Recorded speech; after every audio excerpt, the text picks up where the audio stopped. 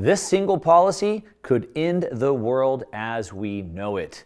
Now, there's something that we have which is called recency bias. We think that whatever is recent will continue. However, there's triggers, there's events that happen that change the course, and there's policies that are being put into place today, or I should say a guideline that we're following that is changing the world as we know it. So in this video, I'm going to break down what this policy is, how it's been followed, and what the results are of nations who have chosen to adopt this, and why I think this is going to end the world as we know it.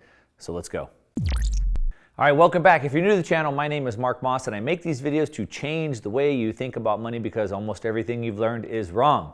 All right, now we are talking about policies that are being put into place, or really a framework that nations have been adopting that I think is going to be one of the biggest triggers that will change the world as we know it. When we look backwards, from history, or from the future, I should say, we'll look at this policy as maybe one of those catalysts that really drove the world forward. So let's dig into this. All right, so the policy that I'm talking about is ESG. Now, if you're new to the channel, maybe you don't know what that is. If you've been here for a while, then you probably have heard me talk about it many times. Now, ESG is a new framework that is being adopted by nations and corporations, and is being pushed top down, sort of mandated. And this is what I'm talking about that I think is changing the world rapidly as we see it today, and is going to have this massive impact. So let's break this down. So this ESG is alarmism in new clothes.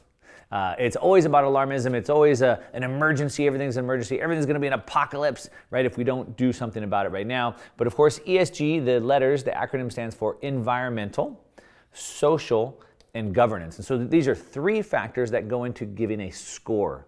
And then you're judged by how good that score is, what's your environmental impact, how good your social impact is, and then of course your governance. Do you have diversity in your governance, things like this. Things that should have nothing to do with how a nation is run or a corporation, but let's dig into this. What we've seen is when these ESG, mostly from the environmental side, and of course the social impact, when these policies have been put into place, it's really an attack on energy, and it's also an attack on food. Now, from a philosophical level, and it's important for you to understand this, food and energy are the same thing. When we eat food, what does it give us? It gives us calories. What are calories? Calories are an energy measurement, a measurement of energy. And so food is just stored energy that we can use to eat later and give our bodies energy later. Now, it also takes energy to make the food. So look at those two things together. And so we can see these ESG policies that are being put in place into countries, we're going to break this down for you, is causing a regressive, a backwards energy policy. And now companies that are being mandated to follow this, and if they don't, then per the words of Mark Carney, who's a guy you should know who he is, if you don't, look him up, or leave me a comment, we can break him down later. But per the words of Mark Carney, corporations that do not take on the ESG policy or narrative will be what he calls, quote unquote, economic roadkill. All right, now what we can see, as I said, energy is life because energy creates food and food is energy. But we can see so far that companies that have been following this ESG policy, it's been disastrous for them. And so that's why this is one of the catalysts that I see is companies that adopt this, because it's basically like tying your hands behind your back. You can't compete on an even playing field if you adopt these policies. But really, there's like a hidden agenda that's here. Now, we can start to see this in the market when we look at Google Trends. I love to look at Google Trends, and you can see what things people are looking for. And so a quote here, global warming, we can see that back here to about 2005, we can see that the trend of people looking for global warming has gone down. People don't really care about this as much anymore. But what we're now seeing is we're seeing an opposite effect with the term ESG. And so you can see it was basically non-existent until somewhere right around here in 2018, 2019, and all of a sudden, out of nowhere, this ESG is coming out from everywhere. Now, I was on Fox Business recently, and they asked me about this specific article right here. I pulled it up here from the Wayback Machine because within about a half a day of the United Nations having this on their website, they took it down. They put it up, they took it down because I'm guessing the amount of backlash they had. But basically they said the benefits of world hunger, why it's good for people to be starving. They said that it's good for people to be starving because who would do a lot of these jobs that nobody would want to do if they were starving? They said even though we know it's better for people to be well nourished and they do higher productive work, some people need to be hungry. Well, They say that, of course, they're not the ones that are starving, but you can see how they're starting to shift this narrative so they can push these ESG policies. And of course, I don't have to remind you by now, everybody knows this really came to the forefront of people's minds here by the World Economic Forum. And they put out this article. It was written by Ida Auken, and she's a member of parliament in Denmark, and now she's part of the World Economic Forum.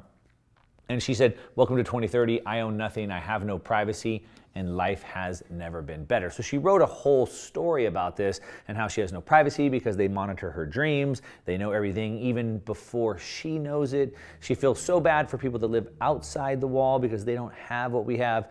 Anyway, I'll leave you to go read that if you want to know more about that. But you can start to see what they're doing. Now, to dig into these policies and the nations that are adopting them, we can see that the ESG nations are starting to collapse. So we're starting to see now, after about a year and a half, 2 years, 3 years of these ESG policies, we're starting to see the disastrous effects of what these are doing. But before we finish, I'm going to show you some nations that you might be in, and are they teetering on the brink, and what's going to happen. We'll look at that in a second.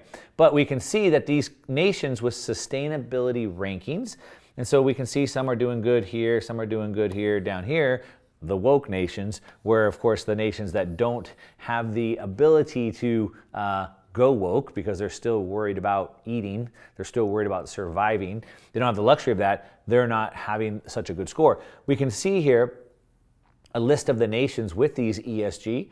This is the governance part, this is the social part, the green is the environmental part. Finland is ranked number 1, Sweden, Norway, Denmark. We don't see the United States on this list at all. They're way down below. And so I guess that's part of the reason why we're still the number 1 energy producer in the world, why we still have lots of farming and we have abundant food, and people in the United States aren't at risk of dying of starvation. Now, in the terms of ESG, that's bad. It's bad that the United States has all that energy. It's bad that the United States has food security. I guess it'd be better if we were all starving, at least per the score. Now, one of the nations that we're going to dig into, and we're going to look at a couple more, is one that you've been hearing a lot about recently, and that is Sri Lanka. Sri Lanka decided to be the test pilot. They decided to be the model for the rest of the world to follow. But as we break this down, I'm going to show you it's not the model we want to go into, but it says Sri Lanka could end up being just a harbinger of larger things to come around the rest of the world in the months and years ahead, because it's moved in front of the rest of the world. It's moved in advance, so we could start to see how well or how poorly these policies worked. It says nations with the highest scores are developing nations with the highest degrees of famine. That's not good. So a good score means that you don't have much energy or food. Haiti, as an example, has an ESG score of 99. Amazing. Congratulations, Haiti. While the well-fed United States stands far down the list at just over 58. Like I said, we have way too much energy and way too much food in the United States, and so we don't make the top of the list. However, how are the citizens, how are the people in the nations? How do they score an ESG nation? And more importantly, how are they reacting to their nation having such a wonderful score? Well, I'm glad you asked. Let's take a look at that. So what we can see here is, and let's dig into Sri Lanka, and then we're going to look at some other nations in the West where you might be living. All right, Sri Lanka. The Prime Minister of Sri Lanka declared that they would be one of the richest nations by 2025 because they were implementing all these ESG policies.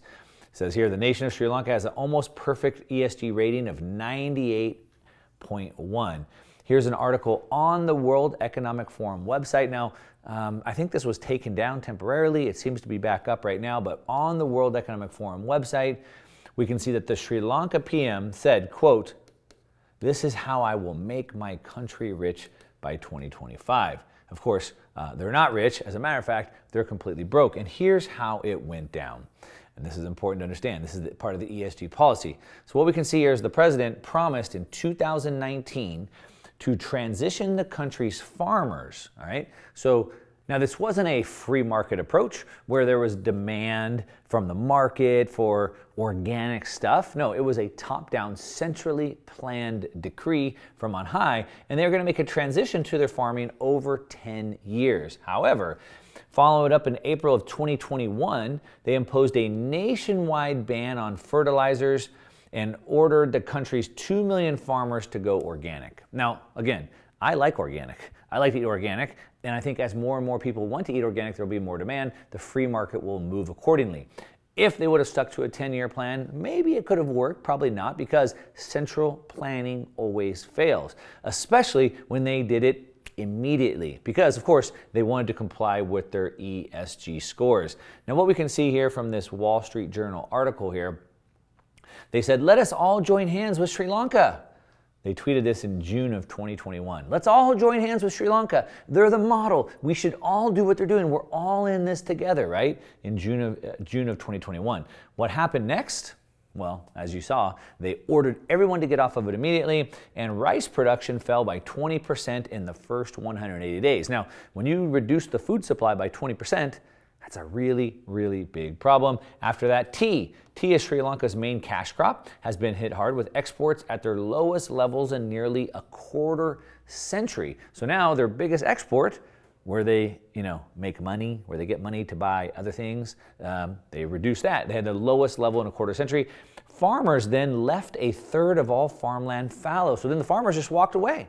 They didn't even bother to plant. A third of the farmland just went dormant. They decided not even to deal with it.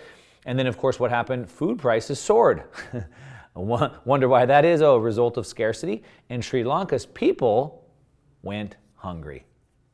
See how all that starts to work really, really fast? So extensive was the damage done by the leader. His scientific ineptitude was now matched by his economic illiteracy.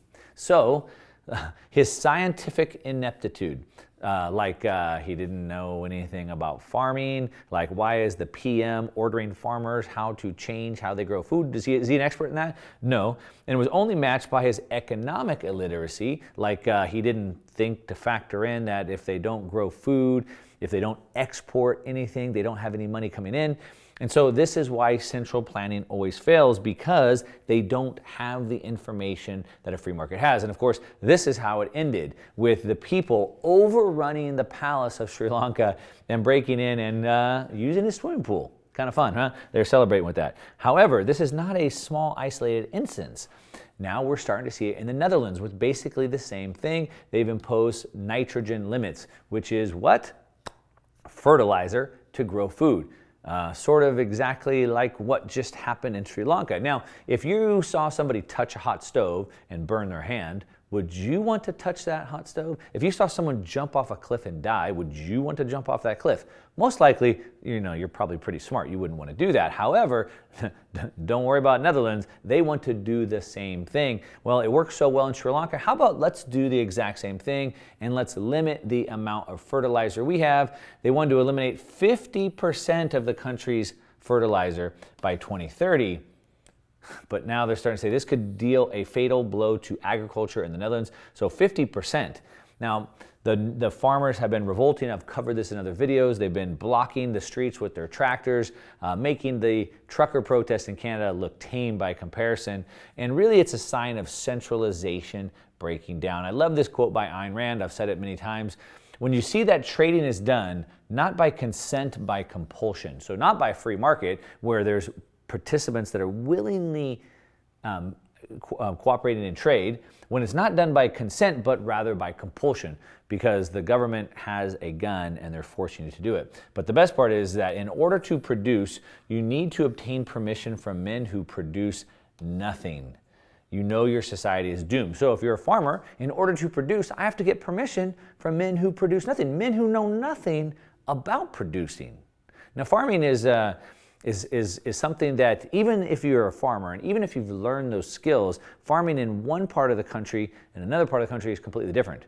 Even in different areas, the soil's different, the weather's different, and so there's a lot of specialty knowledge that needs to be made. But in order to get centrally planned knowledge or permission from those men from a central place who know nothing about my area, my region, and don't have the specialty knowledge, your society is doomed. All right, but where else is it being done? Well, idiocracy, it begets more.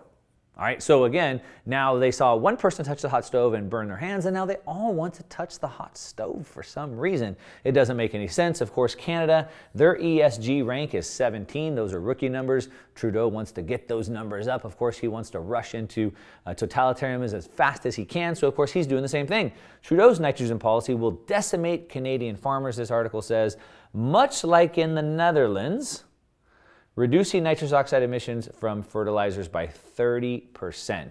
So let's shut down 30% of our farms, 30% of our crops. What could go wrong? Well, we can look at Sri Lanka to see what could go wrong. Of course, don't worry about it. Australia is trying to beat them. They're down at 19, so they're falling behind. Australia better get with the program if they want to keep up with Canada. So they're doing the same thing. 8 million Australians are now urged to turn off the lights because we have to restrict our energy usage. We can't grow the food. We can't turn the lights on. We can't have hot water anymore. We can see here, United Kingdom, they're doing even better. They're ranked number 12. And now people are skipping meals and shrinking portions. Skipping meals and shrinking portions in one of the greatest nations in the world. But they have an ESG score of 12. They're doing pretty good. They're doing better than Canada and Australia. You see where this is going? Well, let's break it down even more. So here we have Germany. Germany is self-imposing their own crisis. Germany is the economic engine of Europe. We've talked about this in other videos. We just recently did a video how I think the European Union could break. We'll go ahead and link it right here. And what Germany has done is the same thing.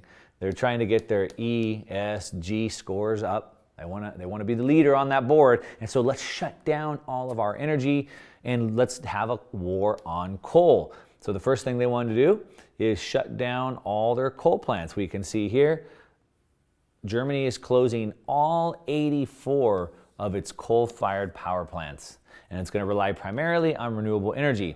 The problem with that is that Germany doesn't have enough wind or enough sun to have power. Well, there's a lot of other problems with that. It doesn't work anyway, but they don't even have enough wind and sun to do that, but it doesn't stop them from trying. So now they want to close all 84 of their coal-powered plants.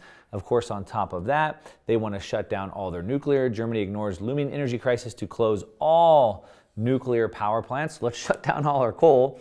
Let's shut down all our nuclear. Let's just not have energy at all. How does that sound? Well, the problem is, of course, when you're the economic engine, couple things. One, you don't have power for your citizens. Now they don't have hot water, they don't have heat in their homes. That's a problem. But even more than that, the manufacturers, they don't have energy to produce goods and services. And of course, the goods and services, the wealth. So now Germany doesn't have the exports. Now they have to import all of this energy. Their price has gone up, and it has become a big, big deal as they've destroyed their energy production. You can see the chart just going off of a cliff since 1971 when it peaked. Of course, we always reference WTF happened in 1971.com. You can see all these charts of how since 1971 it's fallen off a cliff. Now that's Germany. And we can see that they look like if they go down, it could bring all of Europe down. Again, go back and watch that video. I talked about how it could break apart. And we can see this is really being exaggerated because they've shut down their coal, they've shut down their nuclear, they don't get any natural gas out of the ground. Instead, they buy it all from Russia.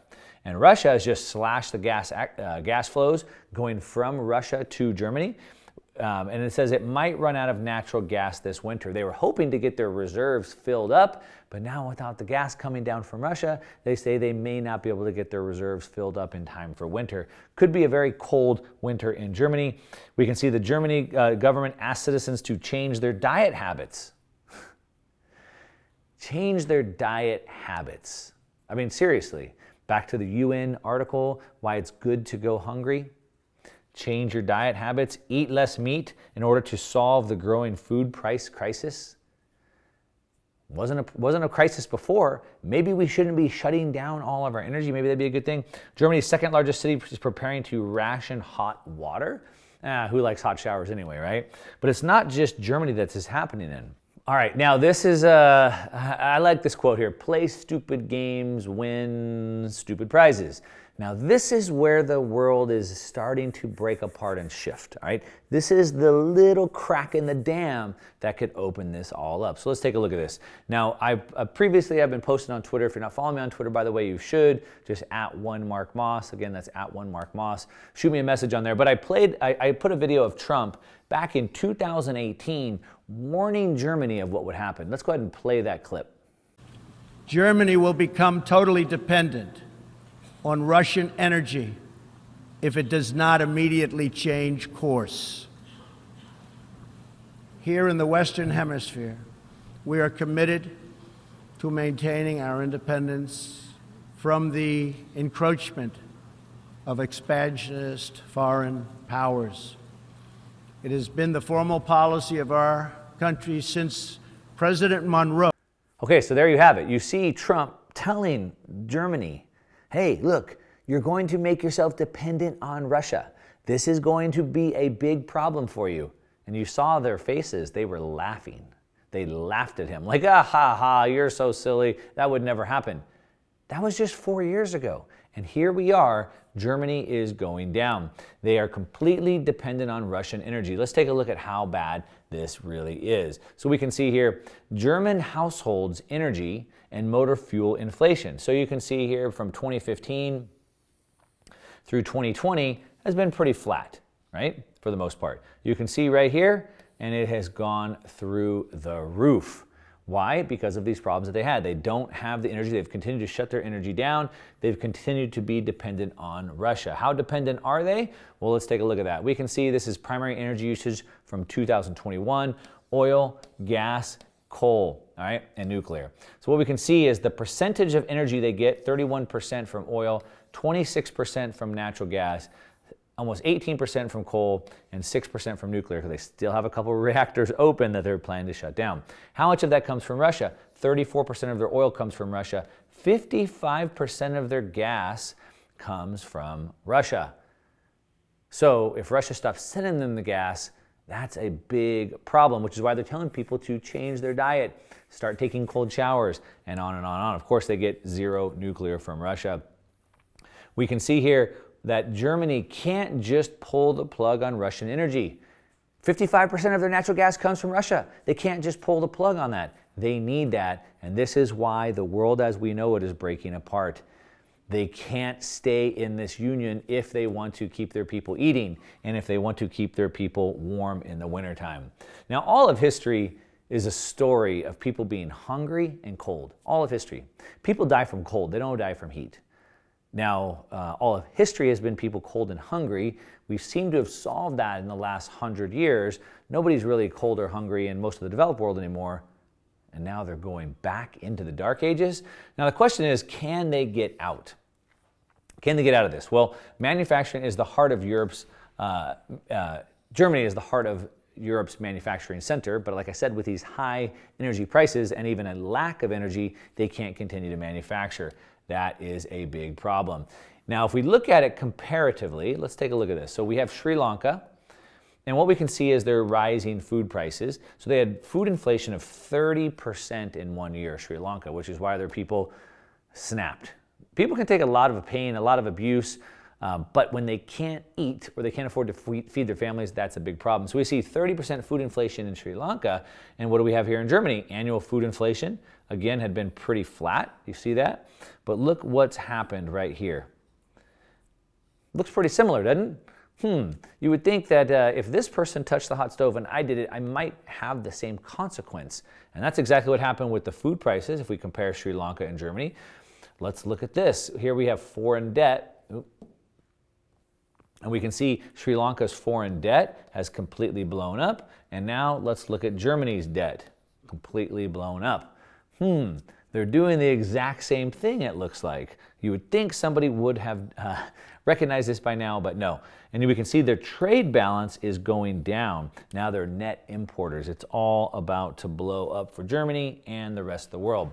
All right, now let's bring it back to the United States. Let's talk about California for a minute, the California model. I made a video about 2 years ago, editor, let's go ahead and link it up here, where I said that the crisis that was happening in California was coming to the rest of the country and the rest of the world. I was talking about an energy crisis because of policies that were being put into place.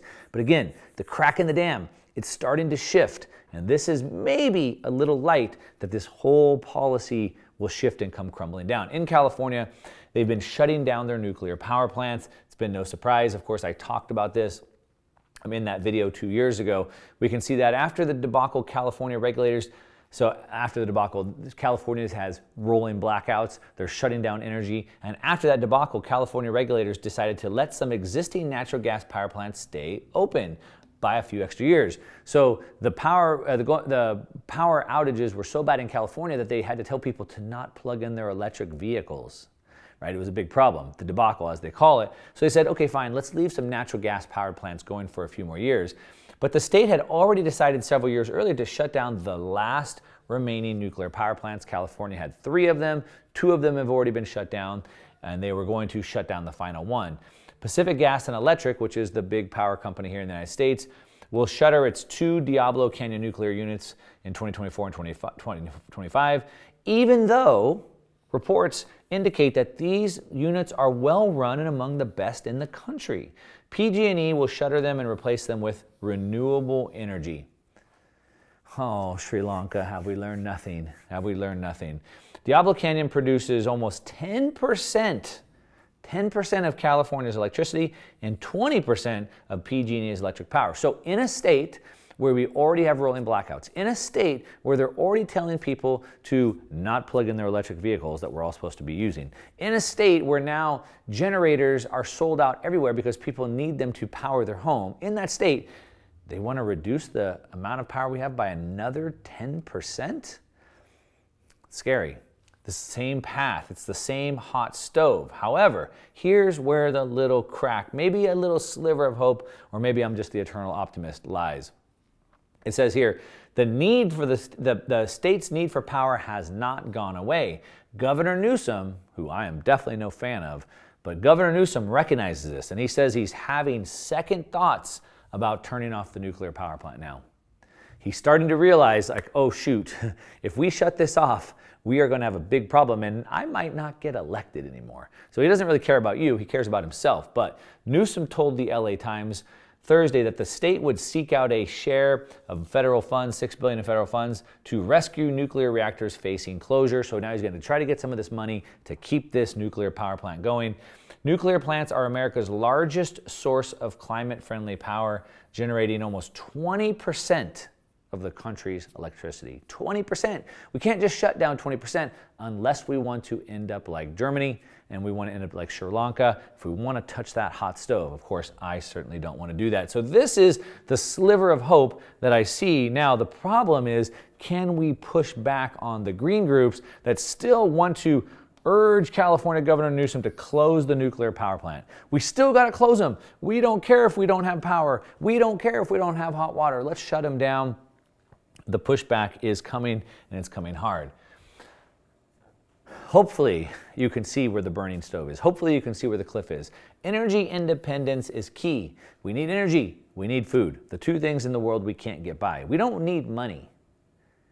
What we need are the things that money buys us. Of course, that's food and energy. We need energy for the winter. Remember, all of human history is cold and starving. We need food, we need energy. If we continue down this path, we're going to see more civil unrest. We're already seeing it all over the world, just like in Sri Lanka, where they're swimming in the PM's pool. That could be coming to a country near you. Of course, like I say, central planning always fails. They don't have the information required to transition a complex system like an economy. And it's more signs of my thesis of this 250-year pendulum swinging back and forth from centralization to decentralization. And I think this could potentially be the end of the European Union as we know it, as Germany falls to these idiotic policies known as ESG. But what do you think? Maybe I'm too pessimistic, even though I'm the optimist, but I'd love to hear what you think. Leave me a comment down below. Of course, as always, give me a thumbs up on this video if you like it. If you don't, that's okay. Give me a thumbs down. At least leave me a comment, tell me why. And while you're at it, hit that subscribe button and the bell notification so you know when I put new videos out. And that's what I got for you today, all right? To your success. I'm out. Since you've stayed to the end, I know you like this video, which means you're probably gonna really like this video right here and this video right here.